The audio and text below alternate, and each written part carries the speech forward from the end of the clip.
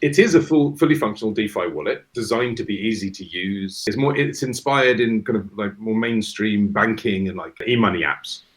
But then we're also incorporating all of our other payments products into it. The idea of the app is that anyone that's got crypto of any sort can spend it wherever they want, which is the way things should be.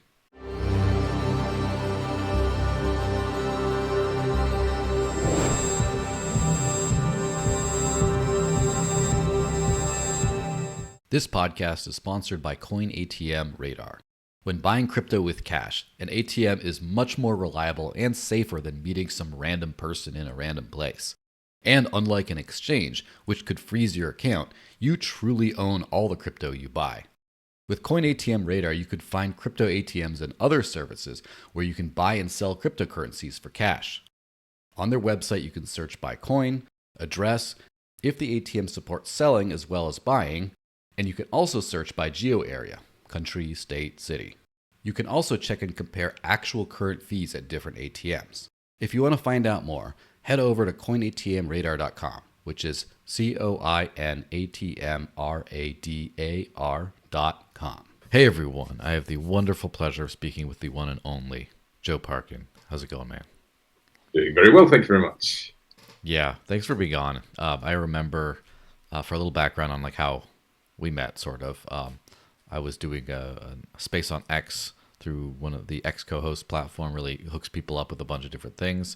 And it turns out that you were on the same space one time and talking about paying bill pay with crypto, which is always like my light bulb goes off because for most of the last decade or so, there's been almost no feasible way to just go crypto to bill pay directly, and it's only been the last couple of years when a couple of solutions popped up, but it was still like one, and then now there's more. So I just thought, oh, this is cool. And then I was on the Zypto podcast, and that was a good one, very, very successful. And then it was great. Everybody should go and listen, of course. It's like so get really both. Yeah, so for the viewers at home, as they say, would you mind really quickly say, who you are and how you got into crypto? Yep. So my name's Joe Parkin. I'm, as you can tell from my slightly ridiculous accent, I'm from the UK, although I've been living in Spain for the past 20 years. Professionally, I am an entrepreneur. I can't help it. Everything I've ever done, I've ended up turning it into a business. Before Zypto, specifically before Zypto, I was in linguistic services, actually, the previous one. So language schools, translation agency, etc. But all of those skills are transferable. So now I'm applying all of the things I've learned about building and managing companies to the crypto payment sector.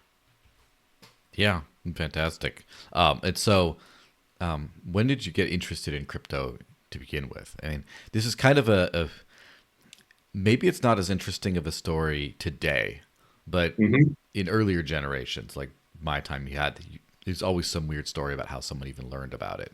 So how did you get involved into the decentralized money and tech space? Okay, so I learned of crypto way before I actually started investing or got involved with the community. Foolishly, most likely. So I learned about the technology, and right from the beginning, I was like, this has the potential to be transformative.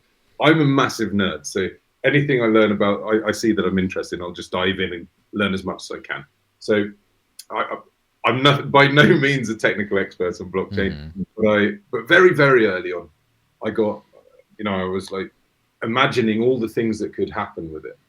And I kept imagining all the things that could happen with it, while in my kind of peripheral vision, I was seeing charts going up and up and up when I actually hadn't invested anything. So generally speaking, over my life, I haven't been much of an investor. I've been more of a worker. I work to make my money, I pay my bills, and I move on.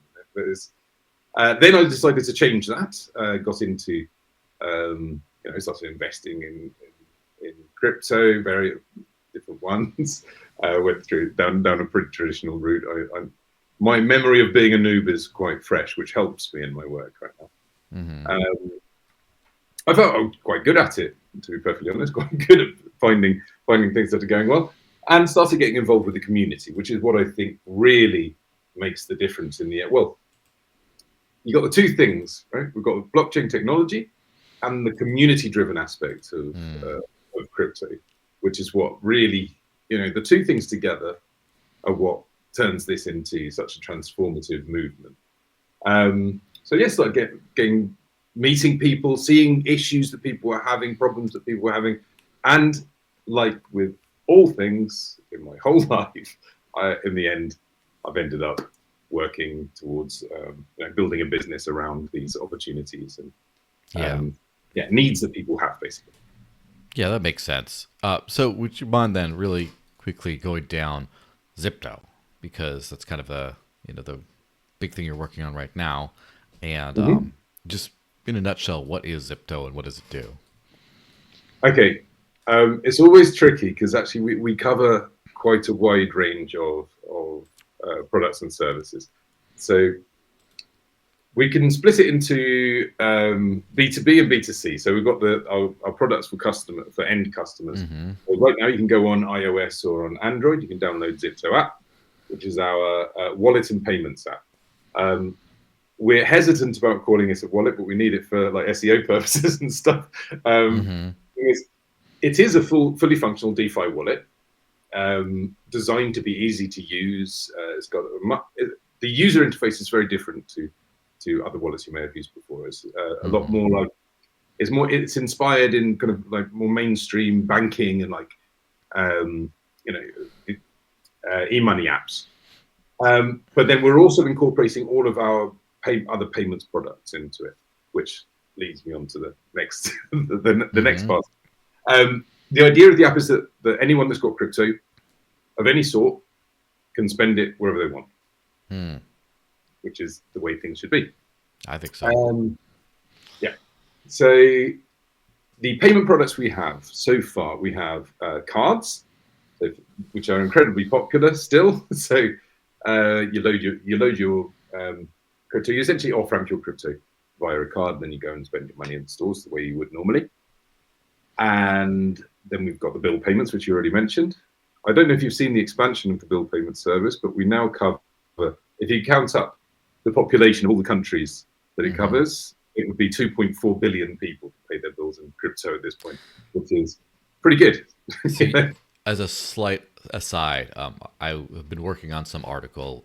It's, kind of in the back burner, but I was going to put it out about 1 billion people, because I was counting together all the bill pay services I knew around the world currently, and I counted that to be over 1 billion. So now I got to change the title of my article and just be like the 2.5 billion. Crypto's first 2.5 billion.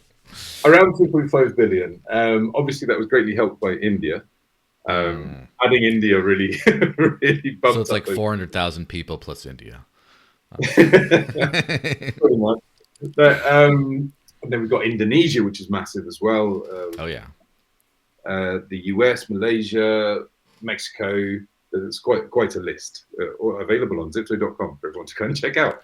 So that's brilliant, and it's that's something that's going to become even better.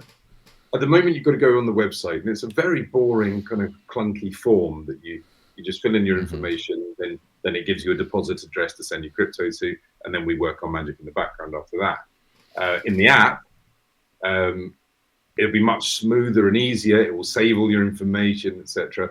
And because it's built into the DeFi app, if you've got your wallet in there, so if you're using Zypto Wallet as your main app, wallet app, you click to confirm the payment, and where it has to go, etc., just happens in the background. You don't need to know that. You just confirm the transaction, and it's done. The same for loading cards, which really makes it way more convenient than having to send it to scan a QR code, blah, blah, blah. So bill payment in-app should be out before the end of January. Okay, so that's really cool. So right now it's not in-app, but it's out. It just, you have to go to like a website or something. Yeah, exactly. So it's all on Zypto.com. So we've got the bill payments. Then we've got gift cards, which are also a popular way of spending your crypto. So like big brand name gift cards. I always forget stuff, so I'm gonna have a Yeah. quick Well, look. one thing that I noticed that kind of brought my attention was the NFC card hardware wallet kind of thing. Mm-hmm. Yes, so that's coming out also in the very near future. The wait list is already open if you download the app, Mm-hmm. there's a link so you can sign up. Basically, we were looking into integrating hard wallets in the app, so people could operate with. I'm not going to mention their names in case I get like smacked for copyright or slander or whatever. Yeah. But the big, well-known brand names for hard wallet devices. We were looking at it, and it was just so inconvenient. Everything about it was inconvenient, and so we decided to make something better. So um, what we've opted for is a metal card. It's really solid, durable metal card that, when used in combination with the app, what it does, it splits up and encrypts your private keys for all of the blockchains that we have on Mm-hmm. the wallet, including Dash, of course, and that wallet is offline until you bring the two things together. Just Mm-hmm. the card does nothing. Just the mobile does nothing. The two together brings it online just for that transaction. Then it's offline again. So it's just the same as a hard wallet, Yeah. and just the same as a hard wallet, which has, and they all have fiddly little, or most of them got fiddly little buttons and things that can break and cables you've got to plug into your computer, etc. But then actually, if it breaks, you still need to have your seed phrase stored somewhere safely. Right? Mm-hmm. So it's exactly the same as that, except for it's just a card that can fit in your wallet if you want it to fit in your wallet, or it can Mm-hmm. slide under a chest of drawers if you want to hide it there. You know what I mean? Yeah. So it's so much easier. People are going to love it, honestly. It does sound like it. And this is I've been obviously using crypto for quite a long time, and I've used a few different hardware wallets, and typically they're the old cable with a thing, do the all that kind of stuff, and I just got used to it and understand that it's maybe a little clunky, but it's sort of fine. I've used it on like mobile phones, and it wasn't until recently I sort of popped my head out in the last few months to look at other options in the hardware, the cold storage style world. Yeah. And there are at least a few different of these NFC type card devices, including like some that don't. There's, for me, and this is also a generational thing, probably because I kind of got late into the whole finance and financial tech world as a whole, or the fiat side of things at least. Yeah. And so I had already ditched, like, I was late to a mobile banking app. Like, in my mind, like, serious things are done on the computer, and you don't do anything like important on the phone. That was kind of like where my mindset was at. And then I exited the fiat system before NFC cards came out, and before like payment apps like Venmo and stuff came out and stuff. So for me, that I've learned that modern side of finance first through crypto, and then kind of back through that stuff. And so for me, for some of the boomer type people like me, or the concept of a mobile only vault, like mobiles for spending money, maybe, like, but for a vault is a little strange. But there are quite a lot of them these days, or at least a few of them these days. The thing is, that whole electronic device and all of that rigmarole is, at the end of the day, no more than a 2FA. Mm-hmm. It's all it is. It's just Yeah. a more difficult way to sign it. But you get the Vault key card. Mm-hmm. You combine it with your biometrics on your phone, so you have both of them. You've got a 3FA. You can have a PIN number as well to get in there. You can stack these things one on top of the other. Mm-hmm. There is literally no benefit of having an electronic device. There is literally none. Yeah. Another thing is seed phrase storage. That's a different topic.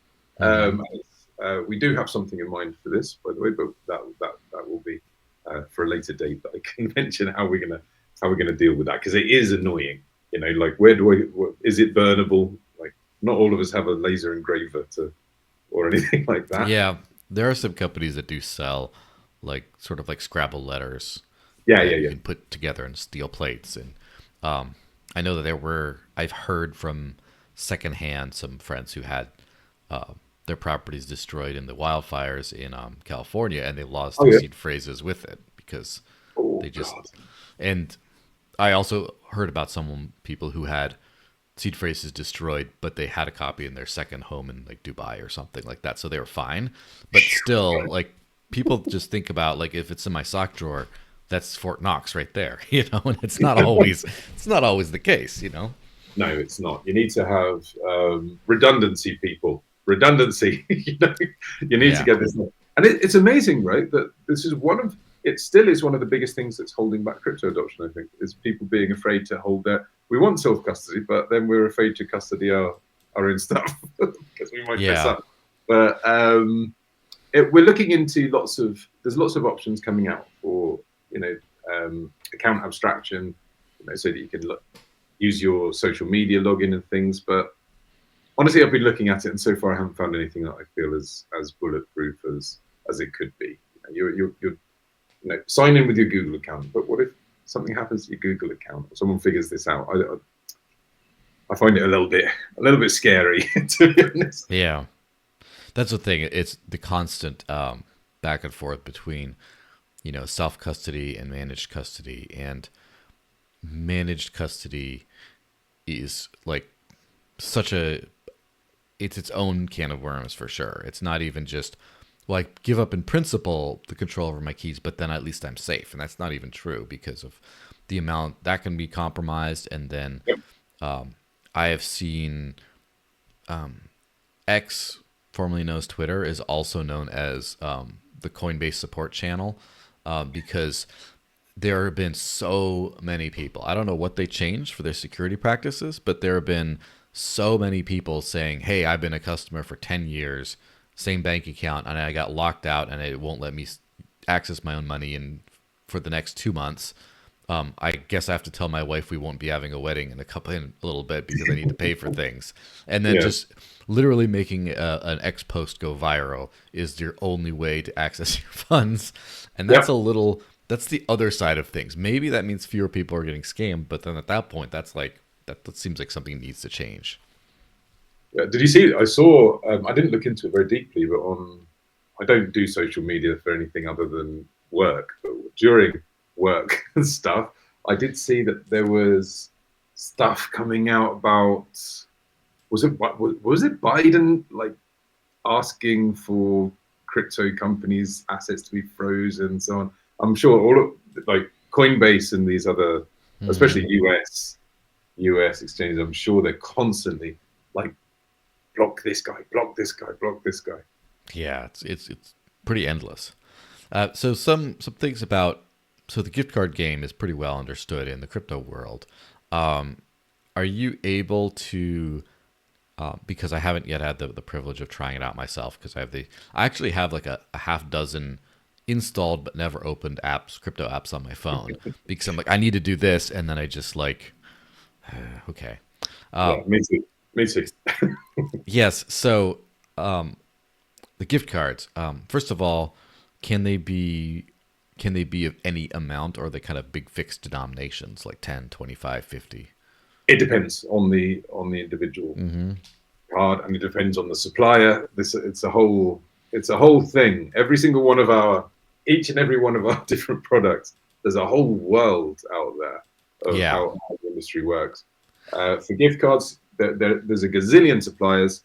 Um, some of them will give you what's called open range, where you can select the amount. Some of them will just give you fixed range, so fixed values on them, which then look like we've made up really weird increments. If you're using euro and it's expressed in dollar originally, then you'll get like, so you can only buy like 47.98 gift card euro gift cards and stuff like this. It can get confusing. But yeah, it's a matter of going and having a look at the catalog, seeing what there is, and seeing which ones are open range. I always prefer the open range ones, of course. No. course. I'll tell you what we're aiming for. We're aiming to get some better suppliers in the very near future when this is also added to the app, and we're going to make this fast and smooth enough. So because our checkout process in the app is the smoothest you've ever seen to pay from DeFi, because we've got everything integrated into one place. So we think we're going to be able to make it so if you walk into a store where they have gift cards, for which we have gift cards in the app, you'll be able to. We think we'll be able to get it fast enough so that when you walk up to the checkout, it will literally take you like 10 seconds to say, how much is it? $57. Okay, bleep bleep bleep. Send. So long as you use a fast blockchain. Which I have a high preference for, as it turns out.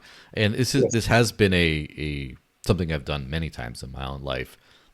There was a sort of a killer app that's defunct now that called Dash Direct, that was run by a company called Ionia, which is still operating but exited the crypto world for various reasons. And it was an app where you could basically do that. And so that made it easy, but even with slightly less easy options, like the standard bit refill, I still managed to do a lot of things at the actual point of sale. It helps with self checkout. It's a lot easier because you don't have to hold up someone or say, can I? Oh, I don't know how to do that. Let me get you don't have to deal with any of that stuff or someone breathing down the back of your neck behind you as much. But yeah, because that is, as we all know, as soon you see everybody sauntering around the supermarket, but the second you get to the checkout, every second counts. It's like the most stressful time in all of our lives. We do actually have we have another plan for this to speed up these checkouts, which is leveraging the Zips system.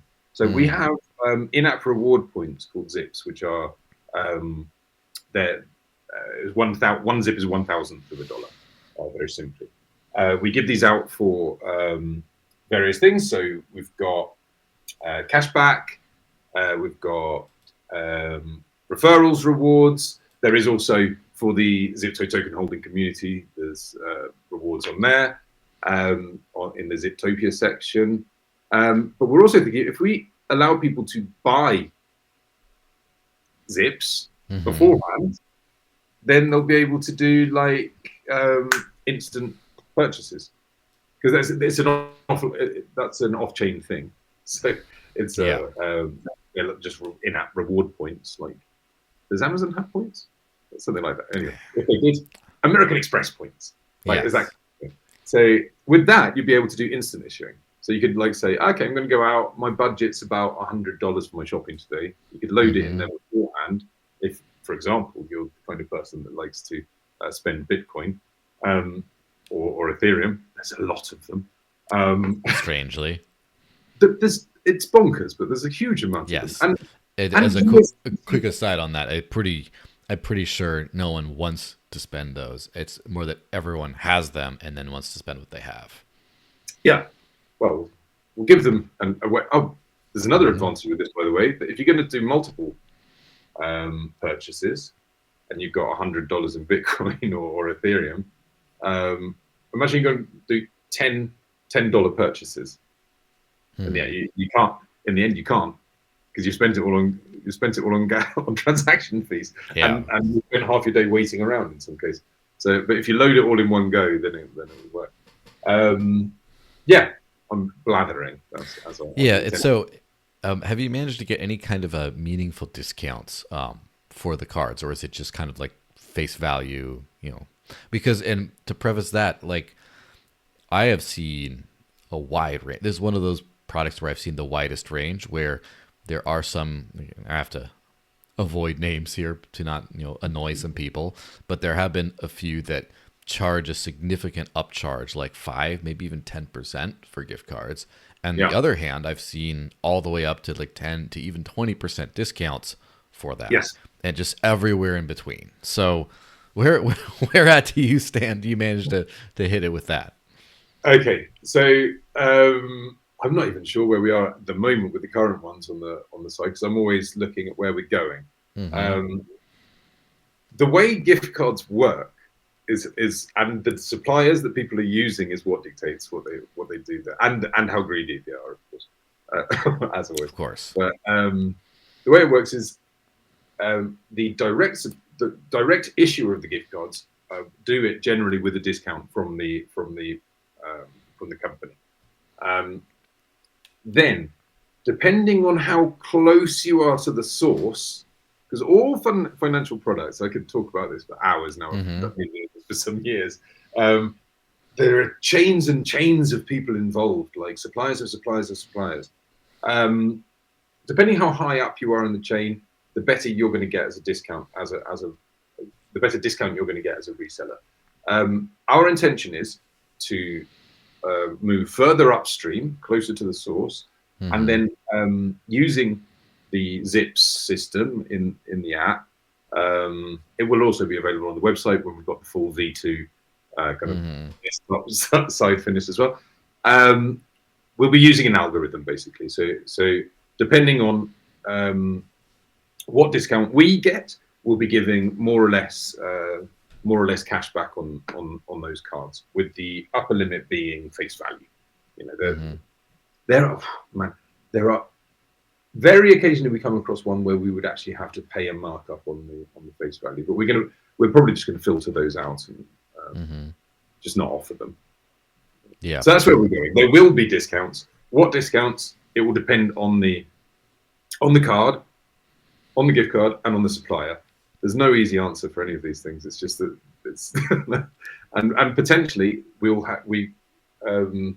already do have the same gift cards from different suppliers available. So we actually have to we aggregate all of these APIs and so on, and then we have to filter them. So we go, okay, on this one we're going to be using that supplier because it gives a better rate, on that one. So it's all fun and games. Yeah, it has to be done. So. Yeah, and I have a lot more knowledge on that part of the business than a lot of people in crypto, because I've worked with a lot of these different companies on these kinds of things, like wallet integrations and things like that. And it does get kind of complicated. Now, as far as the card, not the gift card, the dirty fiat cards, let's call them. I did a little poking around, and it seems some of it seems like there's a wide selection of things, and it's of options, and it can kind of get a little bit overwhelming. So if you wouldn't mind just kind of breaking down how that works. Yeah, so there's three kinds of dirty fiat payment cards. You have the non-reloadable dirty fiat payment cards, and they're just, it's a face value thing. They're essentially gift cards. You buy a fixed value of it. All the ones we have will work on Google Pay or Apple Pay.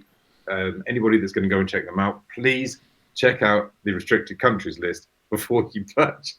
Oh yeah. And another thing as well, anybody that's using that kind of card, be aware that prepaid fixed value cards may be rejected by particular payment processors or particular merchants. And there is nothing that we can do to predict or avoid it. It's their policy. So we always recommend start with a low value card, check that it works for the things that you want to do before you get any big ones. Okay, so we've got those ones.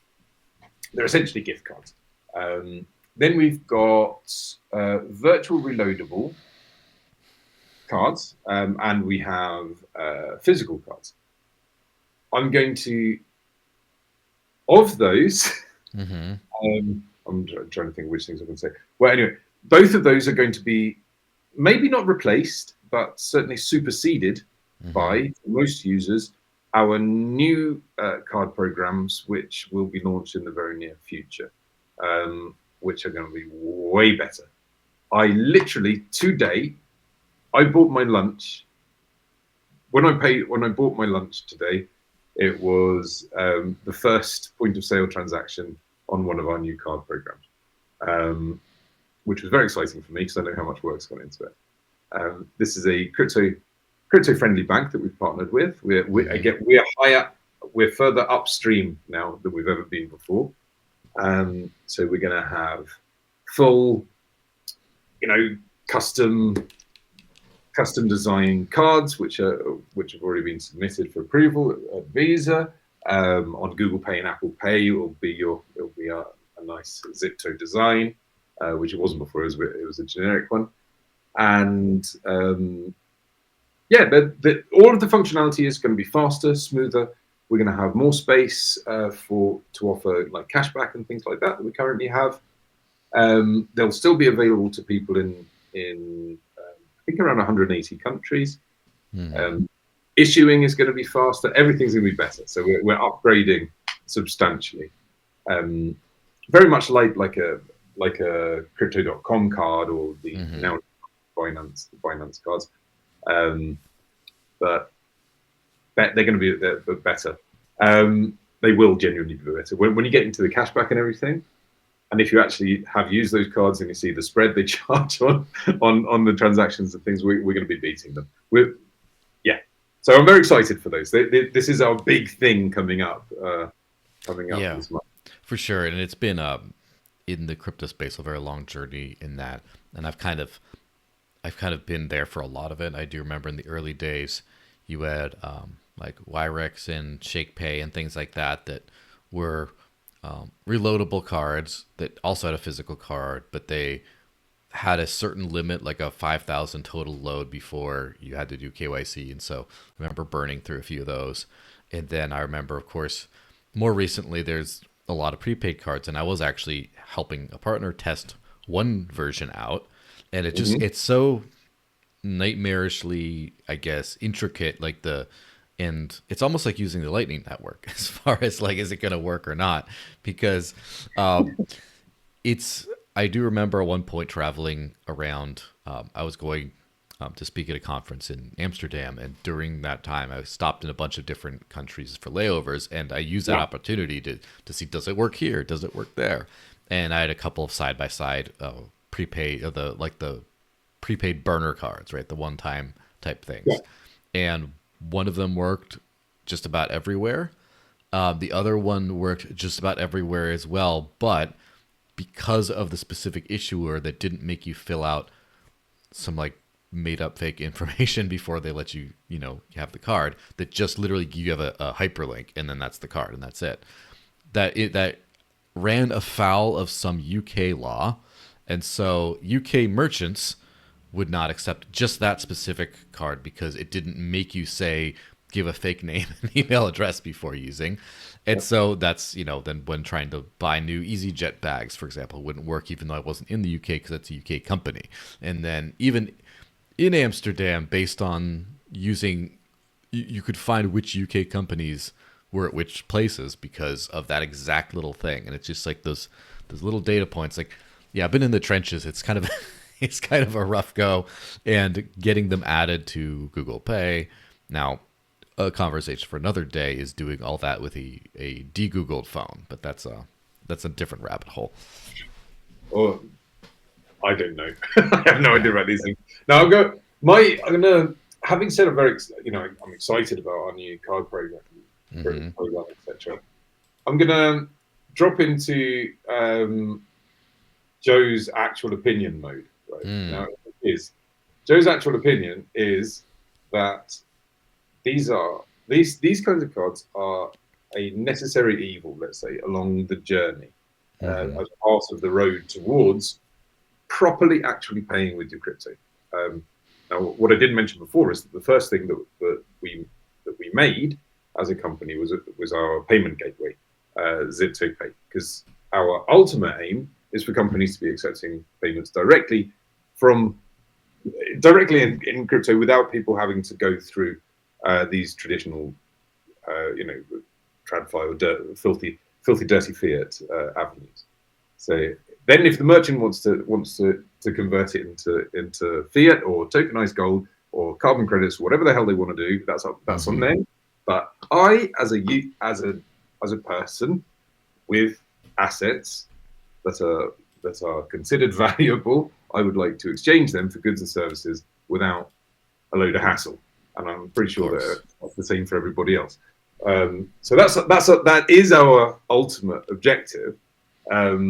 But we do have to leverage the infrastructure that's out there, and um, the card schemes and the banks and so on and so forth. They have built this infrastructure where there's special machines in stores and so on. For some reason, people think that you can't use, like using a phone is worse than using a point of sale terminal. They're basically the same thing, but Yeah. but Fact, at some point you got to change. But yeah, it's a process. It's a process, and a lot of people in crypto and a lot of people in payments, they tend to think that we're gonna just skip all of the process and just appear one day in a world where we've hyper got Bitcoinization. everybody uses only Bitcoin all the time, and there's no other money of any sort anywhere. And of course, those people that bought $70 worth of it in 2025, they're going to be the overlords of the universe. It's not how it works. No. how it works. We need to go through a process. You need to work with the people at these organizations, and we've been speaking to all of the big financial, like payments and in payments and banking, etc., etc., etc. And generally speaking, they're just making it up as they go along as well. You know, they don't know, they don't understand what inflation is either. You know, like the majority of the general population. Inflation. What does it do? Well, inflation. That's where things get more expensive, isn't it? No, not quite. Yeah, so that's where we are. We're working through the process. Like we're actually doing the groundwork while having whens and complaints thrown at us as well, because we speak to and work with banks, etc., etc. But you got to. It's daft to try to do it without having that engagement. Yeah, so it's a fun process. That reminds me, actually, one of the things that in the app that I haven't mentioned is USDC to cash, and vice versa with MoneyGram and Stellar, which is we partnered with them last year. We went live with it not long ago, and yeah, you can take your USDC on Stellar, walk into a MoneyGram location, and you've got some cash. Or if you've got some cash, you can walk in, give it to them, and it turns up as USDC in your wallet. So yeah, we're going to be pushing that more in the near future, together with MoneyGram and Stellar.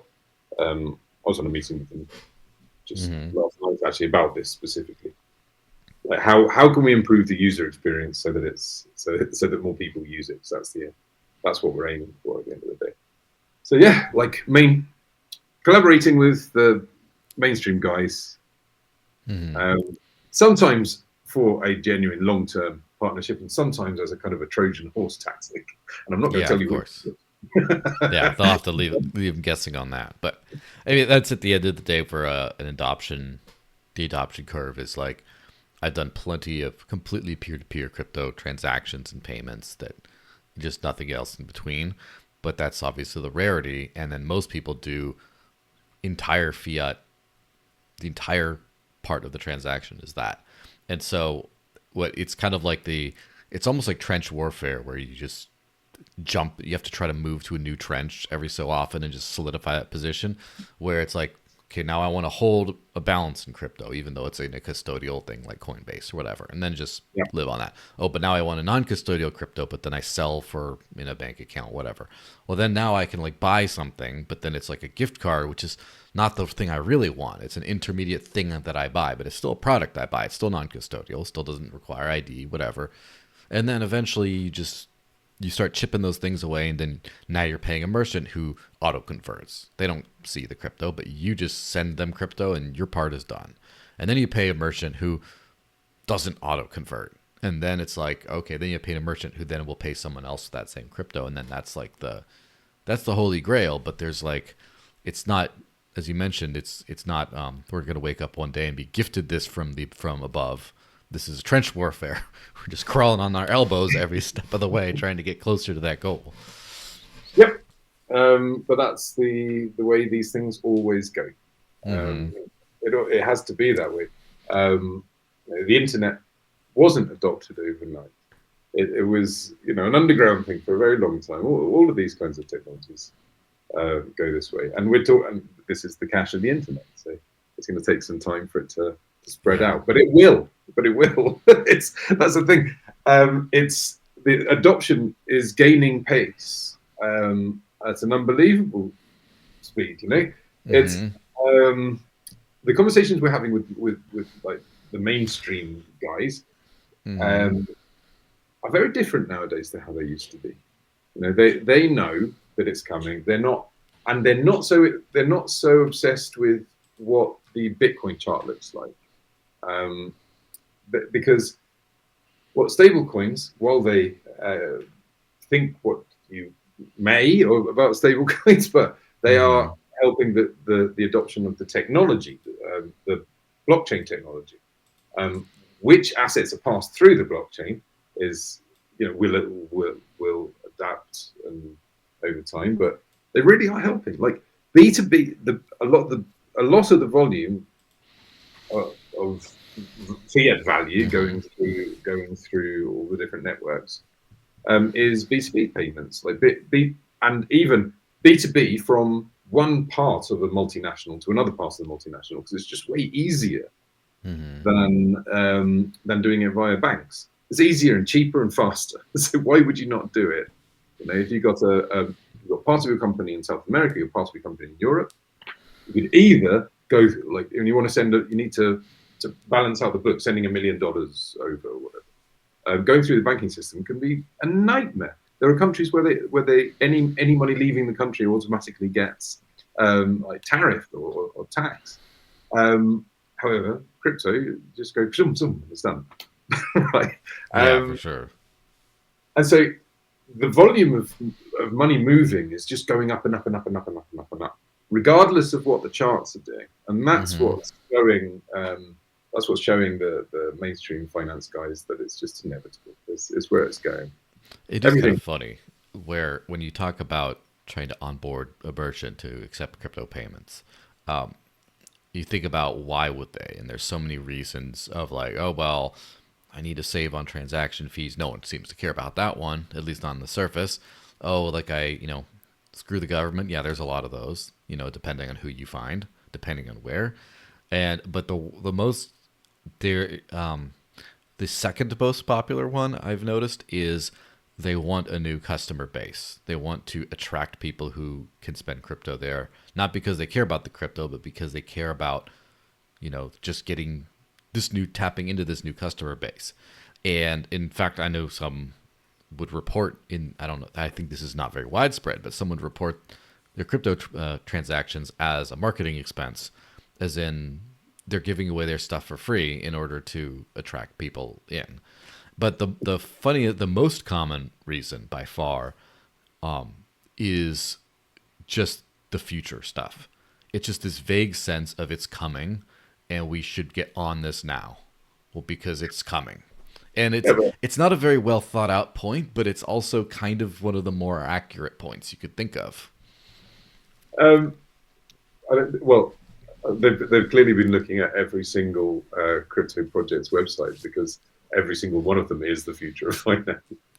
I just want to strangle someone every time I see it. But now the present of finance. But that mantra, it seems to be working. The general population is at least like they're going, yeah, it's the future. It's the future. My family, I was in the UK over the weekend. It's my mum's 75th birthday. Happy birthday, mum, if you're watching. Multiple members of my family who have no idea at all about crypto, blockchain, Web3, none of it. They're just like, yeah, it's the future. Like, oh yeah? Are you investing? Or are you using it in your data? Oh no, but it's the future. You're in the right place there. Yeah. It's interesting. Yeah. It's kind of funny how that meant it's entirely accurate, but I sort of resent the limited information that took them to that conclusion. It's just like, you don't know what you're right, but you don't know what you're talking about. But we should give thanks, because not so long ago, everyone was saying, all the normies were, it's a scam. Yeah. So we've morphed in over this bear market We've moved from it's all a scam to it's the future. So that can't be anything but a good thing. Yeah, which is a very small annoying aside. It is kind of funny how the normies moved from it's a scam to it's the future, while the Bitcoin maximalists are still stuck in it's a scam. At least everything that's not their coin. But Yes. I digress. I have to get my jabs in while I can.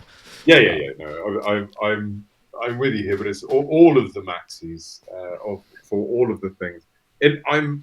But all of the extremists for all things are that way. You know, it's like if you think that green people are the cause of all your ills, you'll find a way to blame green people for absolutely everything. You know, that's Yeah. basically Well, what at some point, if you ever need a new, if you never need a new user base of a few people, green just people. release a variant of the app called Zypto Pay and have only support Bitcoin. And then just the same thing, just turn off most of the features and it's only Bitcoin. And then people will be like, oh my gosh, and then put a Whoa, laser this is eyes in your amazing. profile picture. Wow, this app now does less. Yes.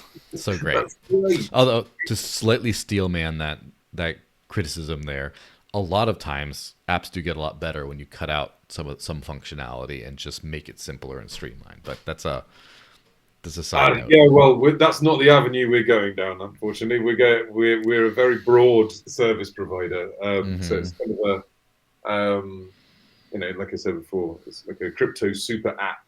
Like, do anything you need to do, you can do it. In fact, well, I'll talk about that a bit later on. I think we'll get into some future stuff. Yeah. Well, let's sort of drill down on. So we're talking about. My understanding, of course, is that the Zypto app is a non-custodial wallet, right? As in, you hold your own keys, etc. What else can you tell me about like from a cypherpunk type standpoint? How many elements are open source? How many things, et cetera, et cetera? What can I tell the cypherpunks to be comfortable using that? I think they may have to go elsewhere if they want it to be open source, because it's not. Because we are some of these evil people that have built something, and we haven't even finished building it.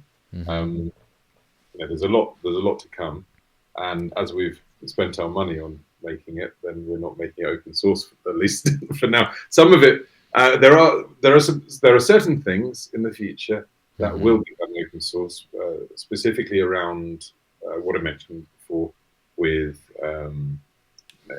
ways of storing keys and things like this. You know, we basically we think has to be open source because who knows? So maybe Zypto's not around at some point in the future, and that code needs to be available to anyone, because we don't want anybody in a situation where they're, you know, like the guys that have lost their, you know, got their laptop in a tip or whatever. You know, we want to make sure that there's always a way for people to engage with that code, but the rest of it, for the time being, is not open source. Yeah, it makes sense. There was an unnamed hardware wallet provider that I remember was reading through one of their FAQs because they have the NFC setup, and a lot of concerns are like, what happens if the company disappears? Do I just lose everything, kind of thing? And of course, the answer is that from the tech, at least the app side, everything's open source, so anyone could build an app that works with it. So if the company goes kaput, you can just put the code into a different app, and you can still get the stuff. And so as long as there's like some kind of an out there, because people do get very like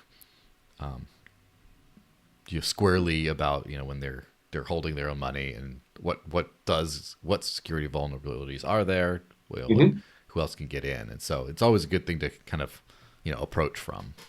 Yeah, well, people have asked us like about the Vault key card. They say, what if I lose the card? I say, well, go and buy another one. Because like you've lost, it's useless. It's useless to anybody else. It's just a piece of metal. So you buy another one, re-import your seed phrase, because you've got your seed phrase stored somewhere. You better, right? You should. Right, and if you don't, you should have. So it's not self-custody. responsibility for your own things, guys. So you do need to have this.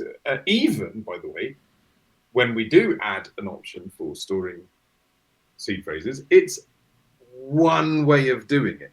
But again, you should be using redundancy. So it's you're absolutely mad if you have the majority of your assets, or a lot of assets, or a serious amount of money on chain, and you don't have like a proper redundant way of like getting it back in. I know it's difficult. It is tough to figure out, but come on, we can do it. So yeah, we're not. I will never recommend ever only using our tech to store your keys. That makes sense. It'd be a bit mental. Yeah, although some people do, which is interesting. Some companies do, Yeah, well, I think it's irresponsible of them, quite frankly. Whoever it is that's saying it, I'm not. It's not slanderous because I said nobody. Yeah. Yeah, that does make sense. And from sorry, I'm just going to say one of my favorite things while looking through hardware wallet solutions and stuff, like these security like companies, like they're all about security. You're going to get your secure device and so on and so forth, and they all come with a little card with 24 spaces on, right, for you to write your seed phrase on. Right, and all of them, or all of the ones I can remember at the moment, on the front of it says something towards something like my seed phrase. Yeah, and for Christ's sake, conversations with some of these. First of all, I do have, I think, was it a Trezor card? I can't remember exactly which one. It was one of those things. And I did write a seed phrase down on that card, but it was because I have tried dozens of wallets in my time. It was just one of these random ones I'm testing out that I just don't want to lose all my $30 worth in at that moment. But then there's nothing on it right now. But yeah, I understand. And I've had these conversations, and I have to maybe steelman some of these hardware wallet companies a little bit because, I mean, do you remember it's in the public discourse, but like Ledger had that advertisement where they had like a chain with like the ledger on, like wear it as a fashion statement, and then the crypto world like lost it over that. But you could see a lot of people, and at first I was very like judgmental about that because I was like, come on, that's insane. And then talking to some other companies, they're like, okay, do you want to customize the backup or whatever that has like your logo on it and all this kind of stuff? And I just said, like, to be honest, no, I don't want people to know what this is when they see it.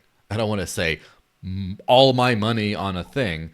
And they're like, yeah, we get it, but this is highly demanded. Like every community wants their own thing on it. They want to go, yeah. And so there is a lot of consumer demand behind this. And, companies are a little slave to the consumer at the end of the day. And so, I mean, absolutely. So like, for example, if you have at some point the app becomes popular, I would find value. In fact, I'd even pay more for a very non-discrete black card or something. But I have a feeling a lot of your people would want to either have like a Zypto card, like, oh, that's what that is, so they remember because they're not that smart. But also, if you said, hey, I'll brand it with your favorite blockchain and upcharge, people will pay for that. They'll jump for it, and they shouldn't, in my opinion, but they will. But they will. So that's it. But we have thought of both of those things, both having custom ones and doing a very bland one. I'm going to tell you a feature we have on the app, by the way, which is similar to what you're saying. We have what I call disguise mode. So if you go into the settings, you can change the app icon to a very boring looking kind of gallery icon, or a calendar or a clock. Interesting. So especially if you, like on Android at least, if you put it in a folder, because it's got the name underneath it, right? So we're assuming here that our brand will be so well known in the near future that anyone that opens a phone and they see the Zypto Z logo, they'll just be like, that's where the crypto is. If it's in a folder on my phone, at least, then all you see is just like a little calculator, like the calculator, because it doesn't have the name. So it'll be like, so where's your crypto? Don't have I have it any. on my phone. It's not on my phone. Look, Yeah. there you go. It's a good feature, huh? I like that. It's a simple little thing.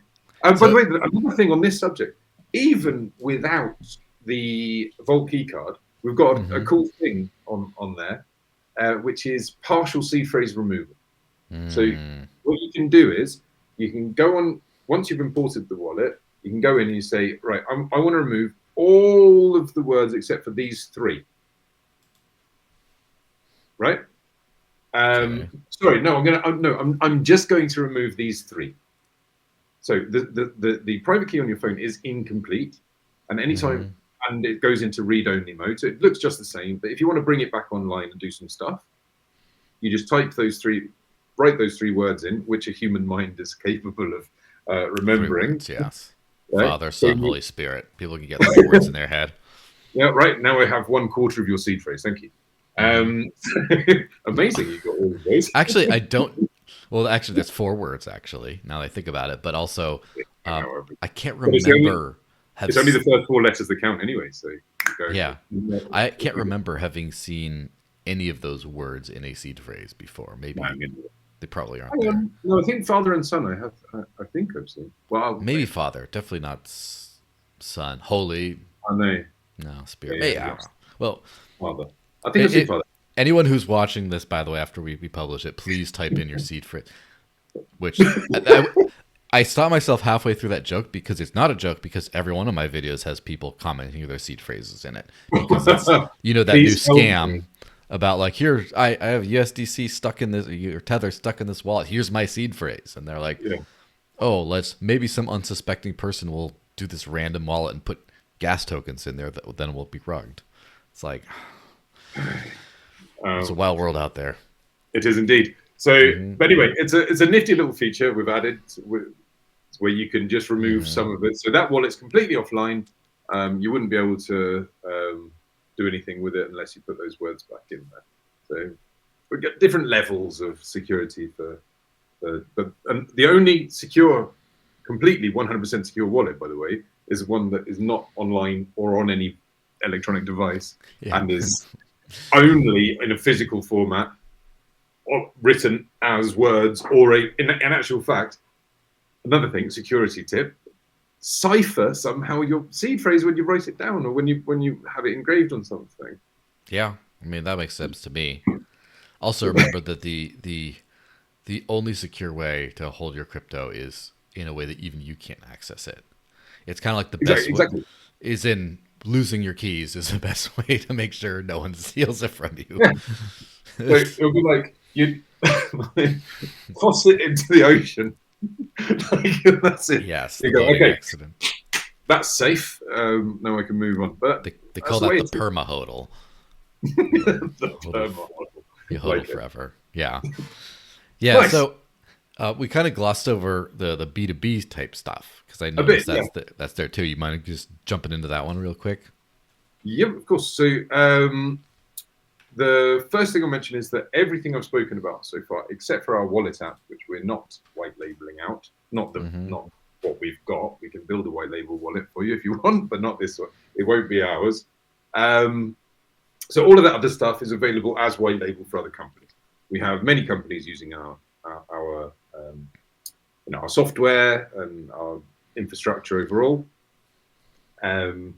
which is why sometimes we have been described as like the biggest crypto company you've never heard of, because we're like actually during this part bear market concentrated on this, on this B2B business more than anything else. That's what's kept us going, kept us growing, kept us learning, developing.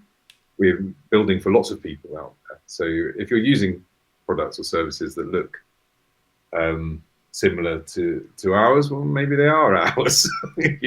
But of course, we would never say, because that would be unprofessional and would stop other people from coming to us. So I won't. So that's kind of the big B2B thing we do. Now, so that would, I suppose, or you could call that B2B2C. Then we've got B2B in that, like using the payment gateway. So any companies that want to accept crypto directly, they can do that with that system. Seems silly having to have an intermediary for taking payments. Unfortunately, at least most blockchains don't have things in place to add an order ID or a customer name or an address that it has to go to. So until blockchain technology gets to the point that it can all be done on chain, you need to have something else to add all of that extra information for the practical operation of a business. And that's what we have available for you. Then we've got crypto. We're licensed custodians in the European Union. So we offer custody solutions. Also, anybody that's companies that are looking for custodial wallet infrastructure, and we can help you out with that also. What else? And just development. We're at the end of the day, we're a software company. So if you're looking to build something generally in the blockchain crypto sector, especially around payments, then come and speak to us, and we'll give you an offer. We've got people that can help turn it into a reality. And that pretty much covers it. Like I said at the beginning, there's a lot of things. Yeah, a lot going on, and there's even more coming as well. Like one of the things I'm particularly excited about is travel booking.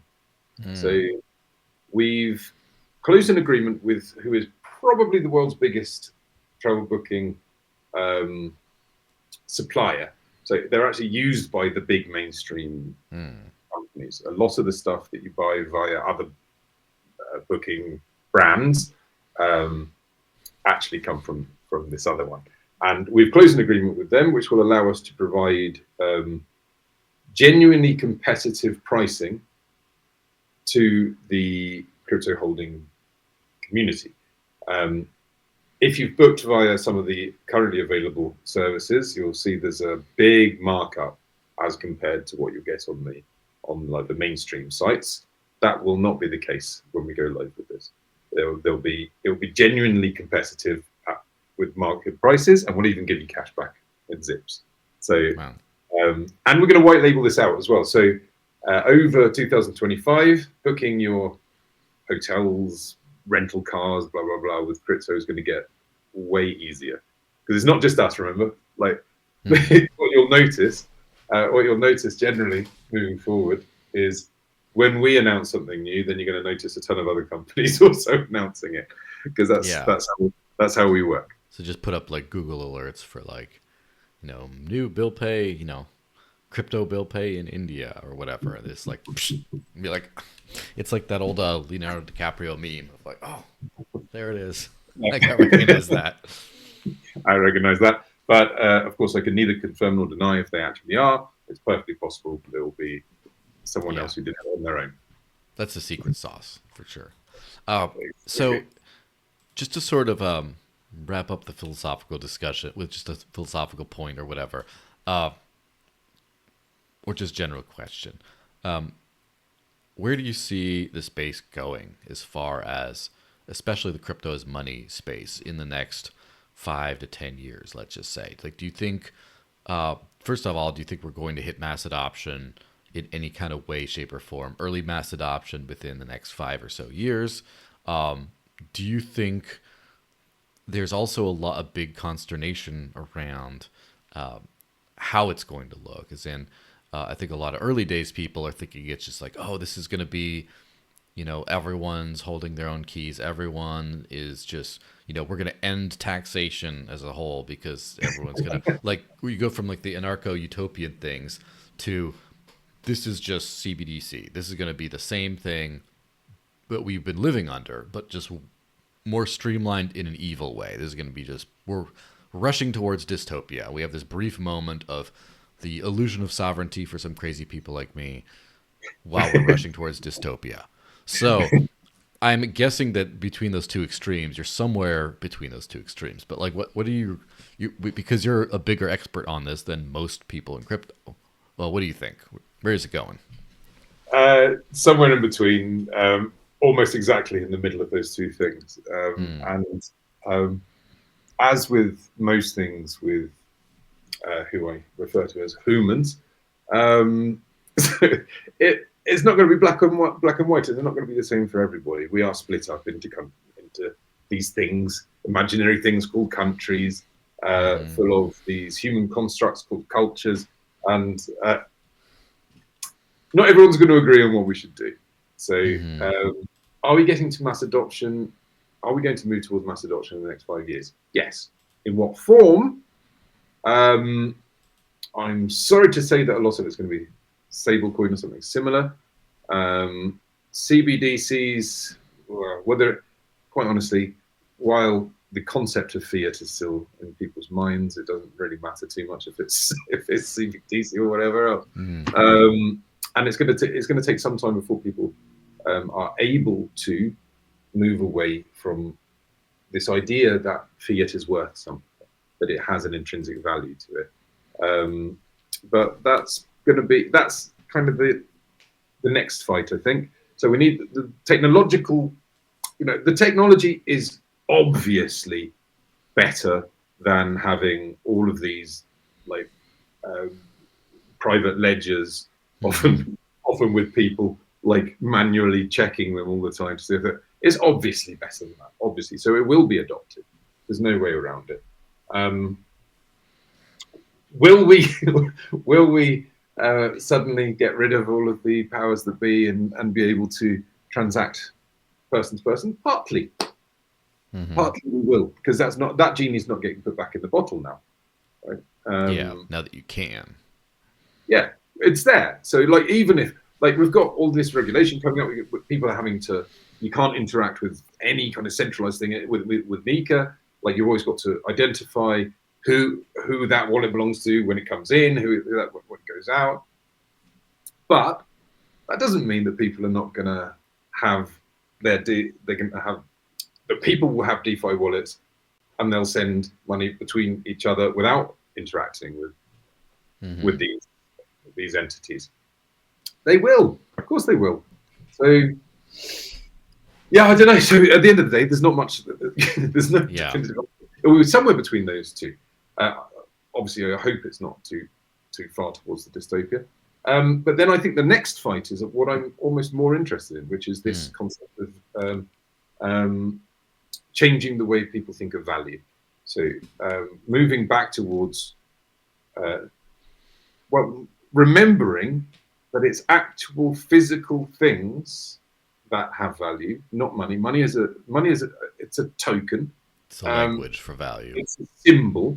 It's just a way of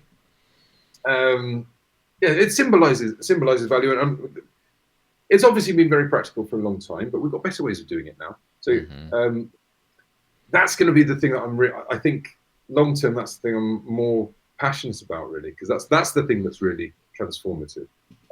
Where we consider that oil and forests and people's time and animals and all of these things, they are what's really valuable, and we should be. And I spend a lot of time thinking about this. How can we move towards this kind of thing, and what I would like anybody watching to chip in the comments about would be, what unit can we use? For me, that's the big question. What unit? So gold has been used in the past as your basic unit, but that's just one resource. Of course. 1 gram of gold will never value even the tiniest fraction of a person's life, for example. That's so it's flawed. Water is another suggestion people have given, because fresh water is the most valuable thing to us and to much of most living things on the earth.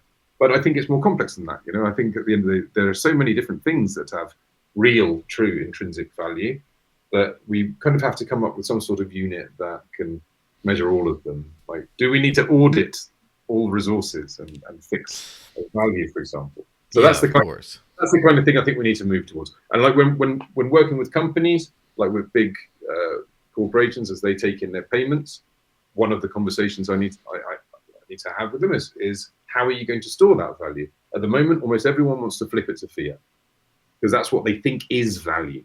I think when moving forward, it's going to be quite easy to convince them to hold part of that in gold, as we have tokenized gold out there. So it's very easy. There's lots of projects doing this. Tokenized diamonds, tokenized rainforest to use as carbon credits. All of these kind of things, it's quite easy to move towards. But then you end up having 75,000 different things. Mm-hmm. You know what I mean? So at some point, we need to kind of agree on a unit of value. That's my. I'm going a bit beyond even the blockchain payments adoption. That's where the real transformation happens. Where I think freedom money can lead us towards something more like actual freedom. Yeah, it is interesting because it kind of has a lot of corollaries with like written language as well, or like spoken language, where something's very universal, and like for example, English got for whatever reason became pretty dominant, but there's other ones for different people.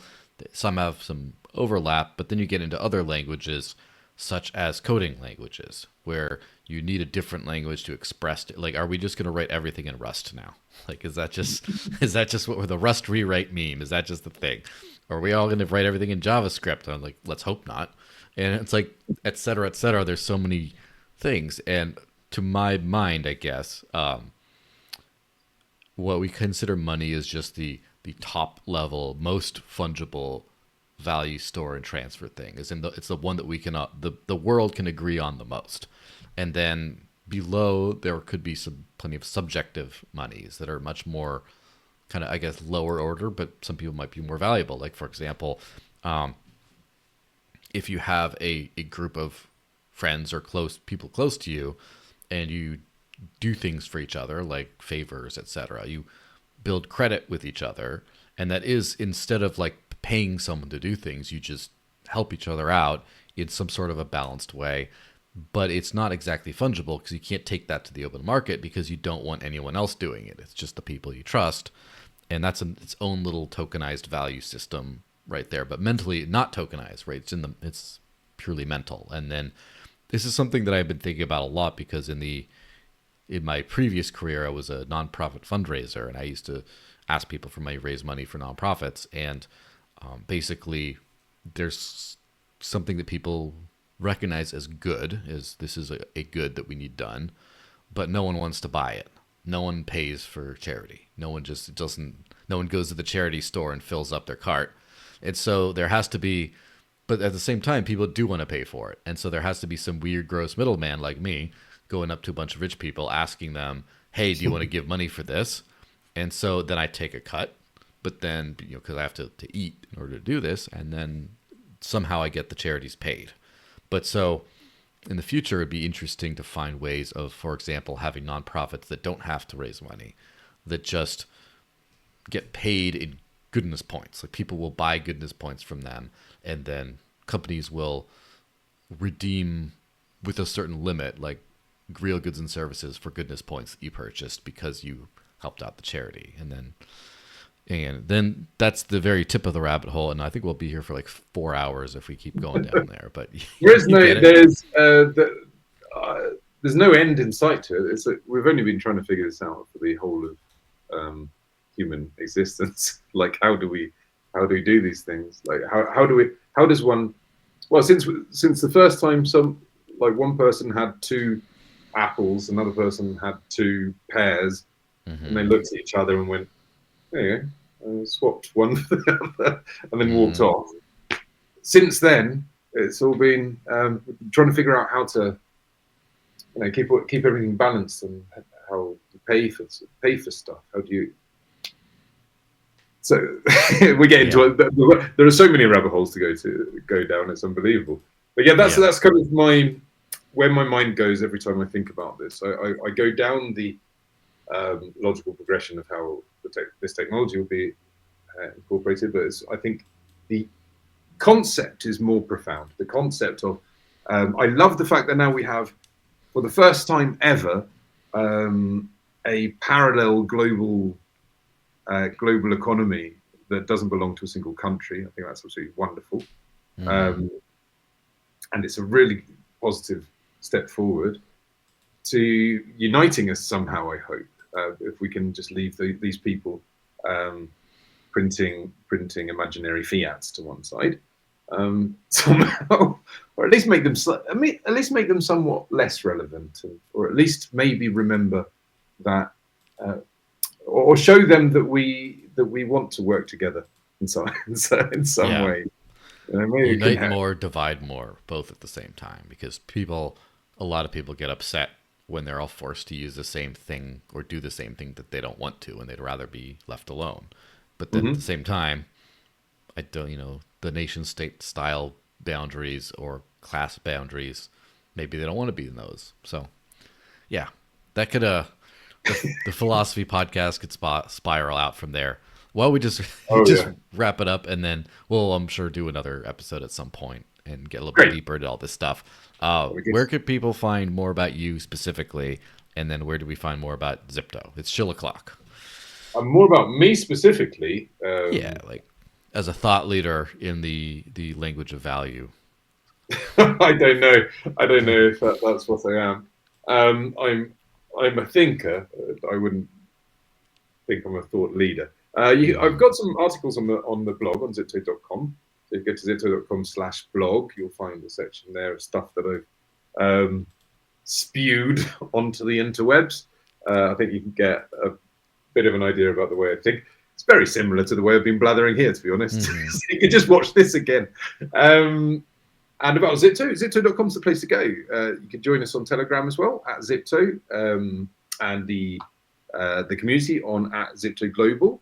I'm around there quite often. If you want to, that person out there, that genius who knows what that unit of value is, join Telegram there and let me know. Yeah, we'll make it happen.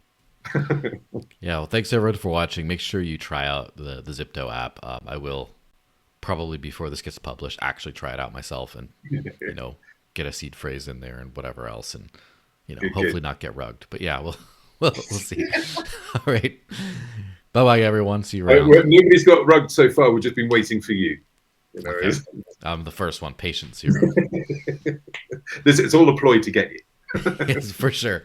All right, bye guys.